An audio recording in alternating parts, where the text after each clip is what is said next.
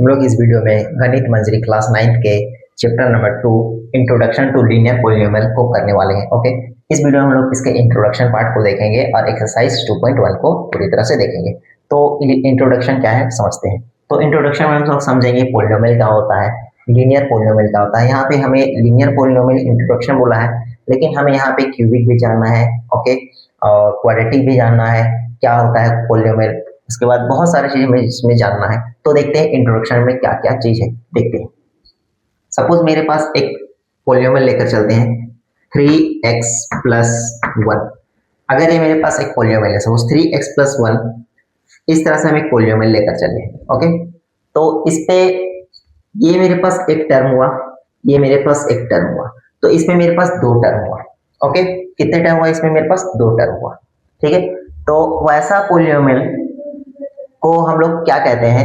जहां पे दो टर्म हो उसको हम लोग कहते हैं, पहला जहां पे सिर्फ एक टर्म हो उसे हम कहते हैं मोनोमियल, जहां पे दो टर्म हो उसे बाइनोमियल कहते हैं, ठीक है। जहां पे तीन टर्म हो उसे ट्राइनोमियल कहते हैं। इस तरह से टर्म के हिसाब से भी पॉलिनोमियल्स का नाम होता है। तो यहाँ पे मेरे पास दो टर्म, ओके, तो ये टर्म क्या होता है हम लोग समझ गए।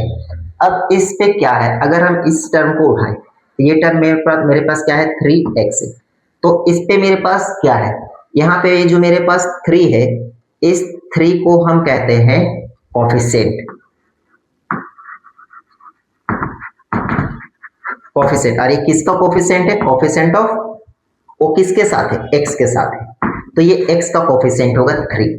मींस जब भी कोई भी टर्म में, और इस चीज को क्या कहते हैं? ये जो मेरे पास x हुआ इसे हम कहते हैं वेरिएबल। इसे हम क्या कहते हैं? वेरिएबल।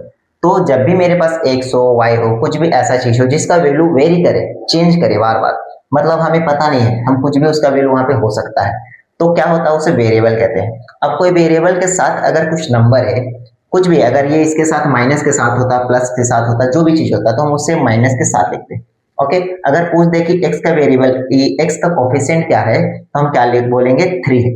अगर यहाँ पे माइनस साइन के साथ होता तो हम बोलते -3, ओके। तो इसे हम कोफिशिएंट कहते हैं और इसे हम क्या कहते हैं? वेरिएबल कहते हैं, ओके। अब ये जो 1 हुआ मेरे पास, इसके साथ कोई वेरिएबल नहीं, मींस इसके पास जो भी वैल्यू है वो हमेशा कांस्टेंट रहेगा, ये फिक्स रहेगा।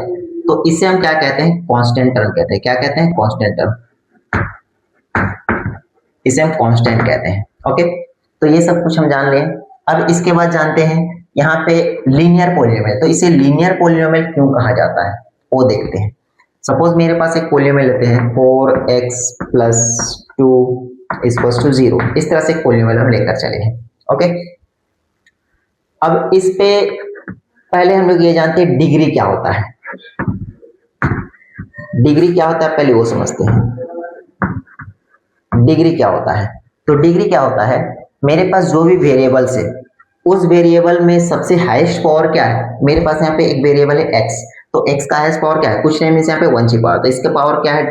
हाईएस्ट पावर 1 है। तो इस पॉलिनोमियल का डिग्री क्या हो गया? 1 हो गया। अगर हम एक और लेकर चलते हैं 2x cube minus 3x square plus 1, इस तरह से पॉलिनोमियल लेकर चले हैं। तो इसमें जो मेरा वेरिएबल है x है, अब इस वेरिएबल का हाईएस्ट पावर क्या नजर आ रहा है? 3 नजर आ रहा है। तो इस पॉलिनोमियल का अगर डिग्री पूछा जाएगा तो डिग्री हम क्या बोलेंगे? 1 है, ओके। तो इस तरह से जब भी हाईएस्ट पावर जो भी होता है उसके अकॉर्डिंग हम डिग्री को डिसाइड करते हैं, ठीक है। अब लीनियर पॉलिनोमियल क्या होता है वो समझते हैं।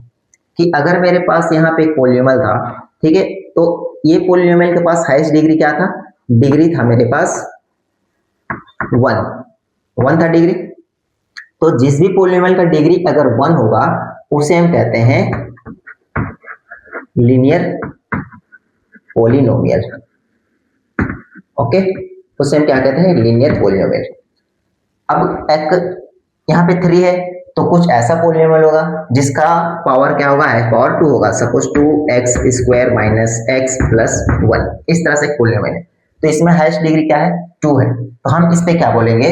इसका डिग्री 2 है, तो हम इसे कौन सा पॉलिनोमियल बोलेंगे? जिसमें भी डिग्री क्या हो? हाईएस्ट डिग्री 2 हो, तो उसे हम क्या कहेंगे? Quadratic polynomial. Quadratic polynomial, quadratic polynomial, okay. Next होता है क्वाड्रेटिक हो गया। इसके बाद हमें जानना है क्यूबिक पॉलीनोमियल। तो क्यूबिक क्या होता है? यहाँ पे जो हमें क्या दिखा, इस पे हमें डिग्री क्या दिखा, हाईएस्ट डिग्री, इस पे हाईएस्ट डिग्री हमें, सॉरी यहाँ पे 3 था, इसका हाईएस्ट डिग्री क्या था, 3 था। तो जहां पे भी क्वाड्रेटिक पॉलीनोमियल जहां पे भी हाईएस्ट डिग्री 3 हो, मींस हाईएस्ट पावर 3 हो, तो उसका डिग्री हम क्या बोलेंगे, 3 है।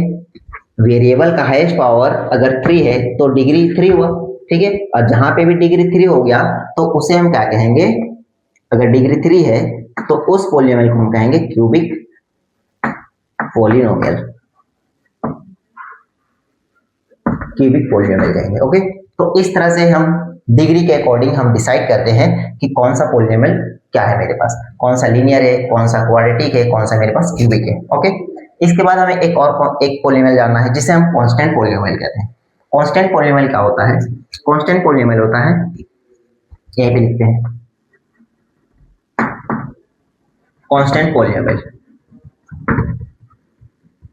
कांस्टेंट पॉलीनोमियल क्या होता है ये जानते हैं। तो कांस्टेंट पॉलीनोमियल क्या होता है, अगर मेरे पास कोई भी एक ऐसा पॉलीनोमियल है, suppose 8x to the power 0, means यहाँ पे वेरिएबल जो भी है उसका पावर अगर मेरे पास 0 हो गया है, इसका मतलब क्या है, किसी भी चीज का पावर 0 है मतलब वो क्या होता है, 1 के बराबर होता है, मतलब 8 इंटू 1 8 के बराबर है। तो यहाँ पे किसी भी तरह का वेरिएबल नजर नहीं आएगा तो उसे हम क्या कहेंगे, या फिर वेरिएबल के पास पावर 0 हो गया या फिर कोई वेरिएबल नजर नहीं आ रहा है तो हम उसे क्या कहेंगे, कांस्टेंट पॉलीनोमियल कहेंगे। क्यों? क्योंकि उसमें कोई भी वेरिएबल टर्म नहीं है, सिर्फ कांस्टेंट टर्म है, इसलिए उसे हम क्या कहते हैं, कांस्टेंट पॉलीनोमियल कहते हैं। ओके, तो इतना इंट्रोडक्शन से हम पहला एक्सरसाइज में आ सकते हैं। ओके, तो आते हैं हम क्वेश्चन सॉल्व करते हैं, एक्सरसाइज 2.1 को। ओके, आते हैं पहला एक्सरसाइज 2.1।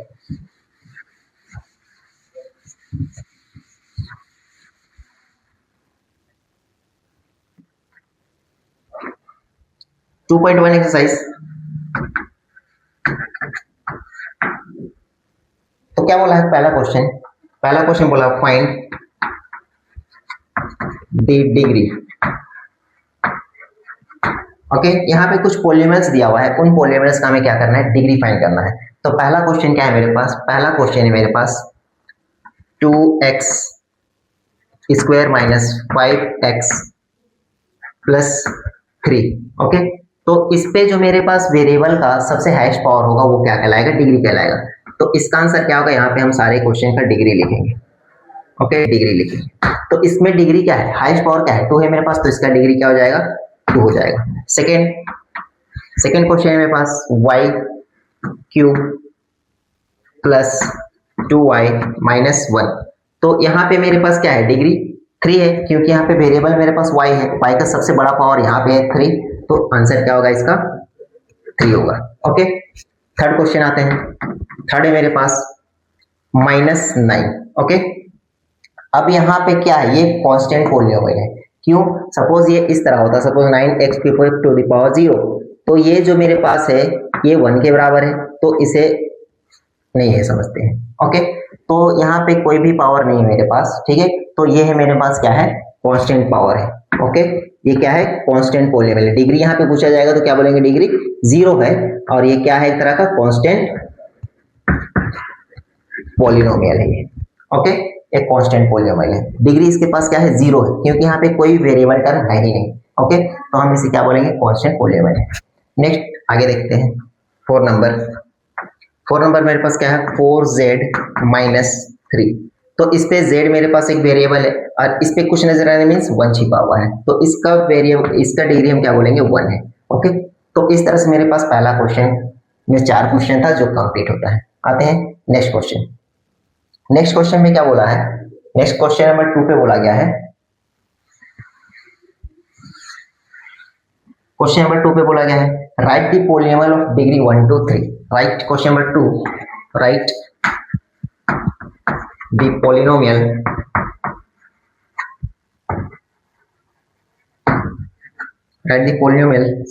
ऑफ डिग्री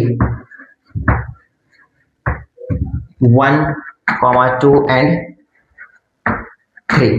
तो इस तरह से हमें क्या बोला है कि हमें राइट दी पॉलीनोमियल, हमें पॉलीनोमियल लिखना है, खुद से कुछ पॉलीनोमियल लिख कर देना है, जिसमें पहला पॉलीनोमियल ऐसा लिखना है जिसका डिग्री 1 हो, सेकेंड ऐसा लिखना है जिसका डिग्री 2 हो, थर्ड पॉलीनोमियल ऐसा लिखना है जिसका डिग्री 3 हो। तो लिखते हैं आंसर। तो पहला क्या होगा, पहला जिसमें डिग्री 1 देना है, तो सपोज 2x-1 ये लिखते हैं। तो यहाँ पे x का पावर क्या है 1 है, हाईएस्ट पावर क्या है 1 है, मतलब इसका डिग्री क्या हो गया 1 है। ये पहला हो गया। ओके, सेकेंड पॉलीनोमियल जो हम लिखेंगे उसमें हाईएस्ट डिग्री कितना होना चाहिए, हाईएस्ट पावर 2 होना चाहिए, तब जाकर उसका डिग्री 2 होगा। तो हम इसमें लिखते हैं 3x² माइनस x प्लस 2, कुछ भी लिख सकते हैं, प्लस माइनस कहीं भी कुछ भी रख सकते हैं, कोई दिक्कत नहीं। बस हमें ये शो करना है कि इसमें हाईएस्ट पावर x का 2 आ जाना चाहिए, तो ये मेरे पास डिग्री 2 हो गया। ओके, थर्ड नंबर, थर्ड में भी लिखते हैं। थर्ड बोला है 4x³ minus 2x² plus x minus 1। Okay, तो यहाँ पे जो मेरे पास है हाईएस्ट पावर क्या हो गया, यहाँ पे 3 हो गया, मतलब इसका डिग्री क्या है 3 है। तो ये हम डिग्री 1 के लिए बना लिए, ये हम डिग्री 2 के लिए बना लिए, और ये इक्वेशन हो गया मेरे पास डिग्री 3 के लिए। तो इस तरह से हम 3 पॉलीनोमियल लिख दिए हैं, जिसपे क्या था मेरे पास डिग्री 1, डिग्री 2, डिग्री 3, ये हमें लिखकर दे रहा था। आते हैं नेक्स्ट क्वेश्चन।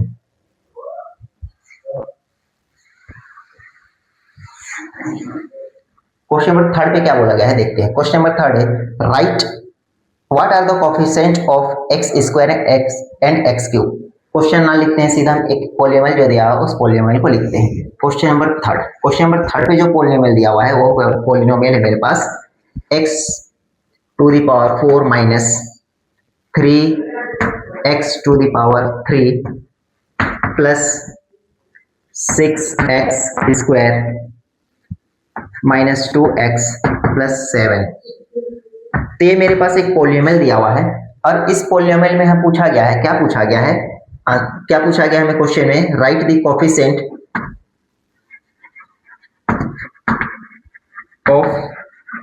ऑफ पहला कोफिशिएंट है x² का कोफिशिएंट क्या है वो लिख कर देना है। दूसरा कोफिशिएंट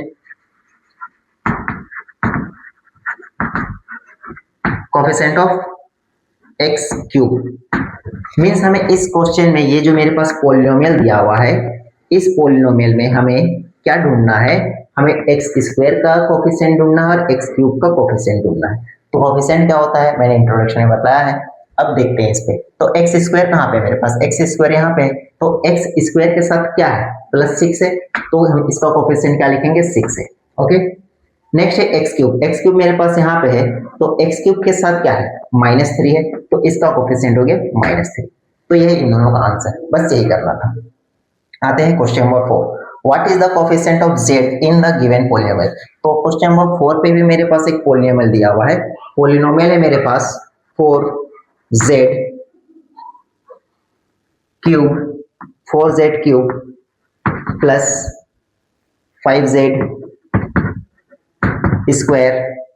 माइनस 11। ये मेरे पास एक पॉलीनोमियल दिया हुआ है। अब हमें इस पॉलीनोमियल में क्वेश्चन नंबर 4 पे क्या बोला है, इस पॉलीनोमियल पे हमें क्या करना है, कोफिशिएंट ऑफ किसका कोफिशिएंट हमें फाइंड करना है, z का, सिर्फ z का कोफिशिएंट हमें फाइंड करके देना है। तो यहाँ पे हमें z कहाँ पे है ये देखना है, यहाँ पे कहीं पे भी सिर्फ z नजर आ रहा है क्या, यहाँ पे आ रहा है, यहाँ पे आ रहा है, नहीं, ये z³ है, ये z² है, इसका मतलब z का पावर 1 होना चाहिए, ऐसा कहीं पे है क्या, नहीं है। तो z का पावर अगर है ही नहीं 1 वाला टर्म, कहीं पे z का पावर 1 वाला टर्म है ही नहीं, मतलब उसका कोफिशिएंट हम 0 लिखेंगे। क्यों, क्योंकि ये चीज है ही नहीं। मतलब क्या, अगर इस तरह से होता, सपोज यहाँ पे कहीं पे भी 0 इंटू z का पावर 1 ये चीज होता, मतलब इसका कोफिशिएंट 0 होता है, तो 0 से मल्टीप्लाई करके 0 हो जाता, तो उस टर्म को नहीं लिखा गया है, तो 0 के बराबर होता है। ओके, तो सिंपली समझ सकते हैं अगर वो टर्म है ही नहीं तो उसका कोफिशिएंट 0 है। ओके, आते हैं क्वेश्चन नंबर 5, लास्ट क्वेश्चन है, what is the constant term of polynomial 9x³ plus 5x²। तो देखते हैं इस पे क्या बोला है।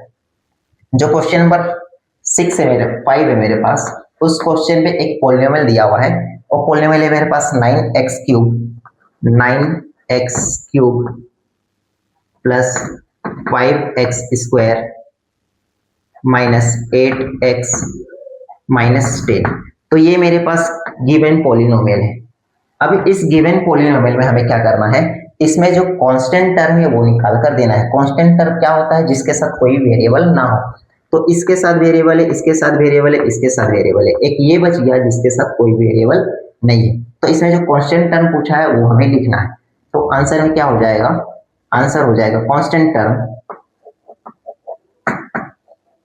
कांस्टेंट टर्म क्या है, कांस्टेंट टर्म -10 साइन के साथ लिखा जाता है। तो ये है मेरे पास कांस्टेंट टर्म, क्योंकि इसके साथ कोई भी वेरिएबल नहीं दिया हुआ है। तो ये मेरे पास जो मेरा पहला एक्सरसाइज 2.1 छोटा सा एक्सरसाइज था, ये यहीं पे कंप्लीट होता है। ओके।